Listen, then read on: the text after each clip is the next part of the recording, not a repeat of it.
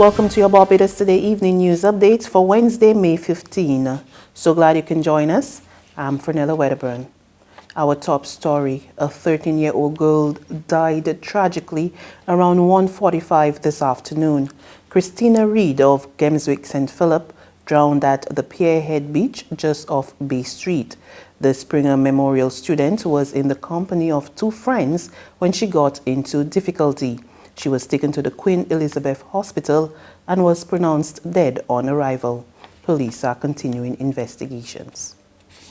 A vendor was among two people injured when a car ran off the road at the corner of St. Michael Row, Bridgetown, around 2:45 this afternoon.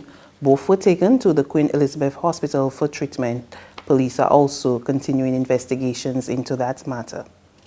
In other news this Wednesday, an overwhelming response from teachers today following a rallying cry from the Barbados Secondary Teachers Union for an end to the alarming increase in violence in schools.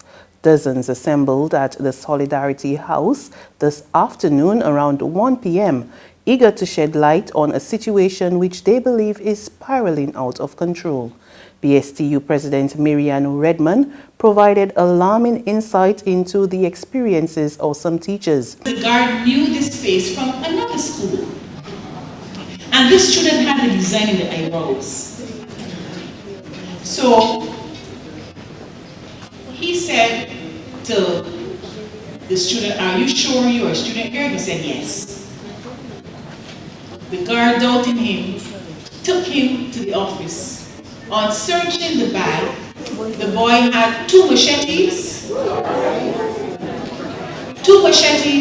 and some specialized hammer with a pick on the other side.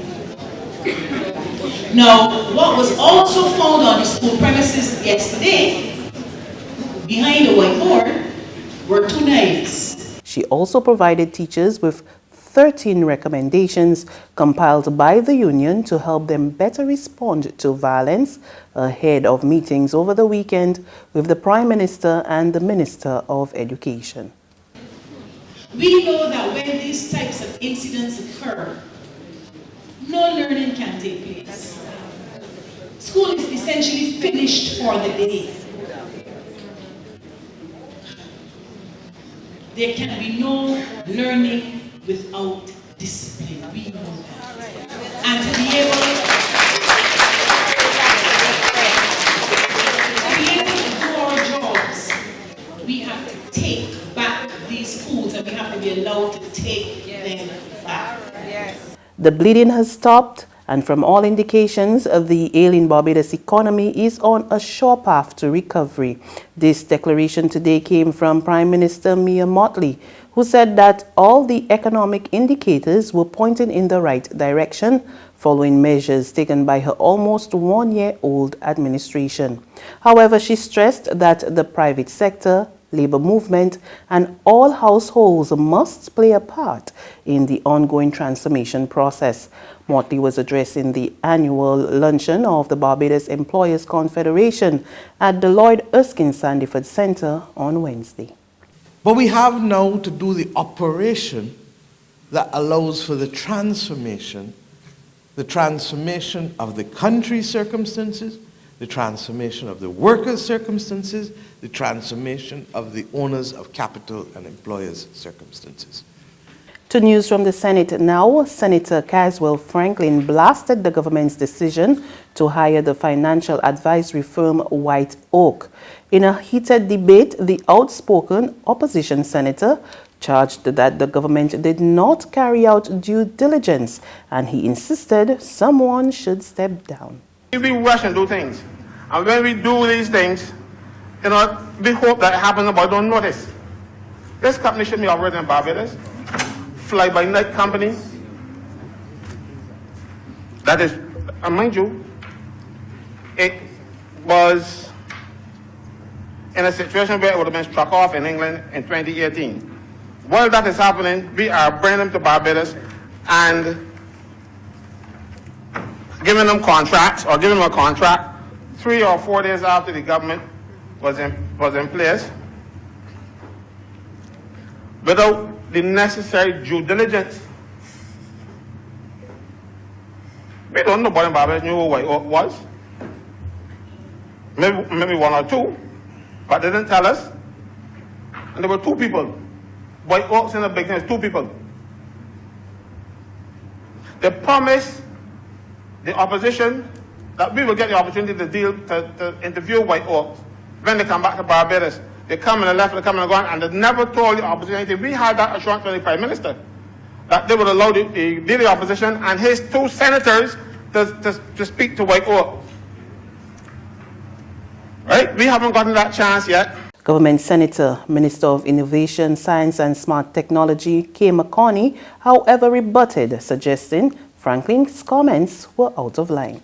Of the 14 sovereign restructurings done in the world since 2005, White Oak advised on 7, Lazards on 4, and City 1 on the others. It was therefore an obvious choice for Barbados. And so when the honorable member seeks to say that this is a fly-by-night company, that we knew nothing of this company, we would respectfully suggest that the honorable member do his research. There's regional and international news after this short break.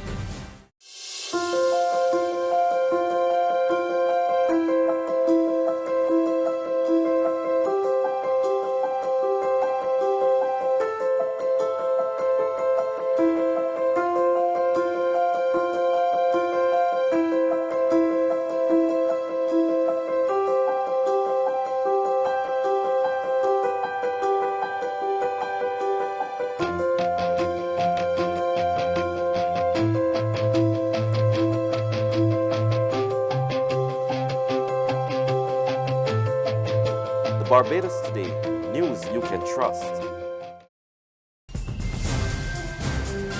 To regional developments in Trinidad and Tobago, police are on the hunt for 8 inmates who escaped from the remand yard at the Golden Grove prison in Arouca last night. Prison Commissioner Gerard Wilson has been speaking to reporters about the incident. So I went to the remand, I went to the section where they were missing. The cell was cell number 6 in the south wing upper, in what we call the deep.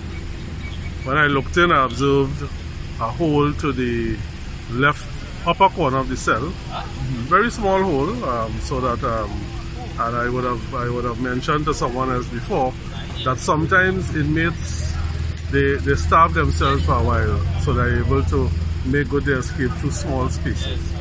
When I looked at the space, they removed a brick and then they cut 2 bars and they were able to get through there. And apparently they would have made a rope with sheets. Alright, so they planned it well. Sometimes we, like for instance, hacksaw blades, sometimes we pick it up, sometimes we don't. We may not find everything. Alright? In this case, of course, we did find the hacksaw blade and what implements they would have used to remove the brick, but they made good their escape. On the international scene, the U.S. State Department has ordered the departure of non-emergency U.S. government employees from Iraq today amid increasing tensions with Iran.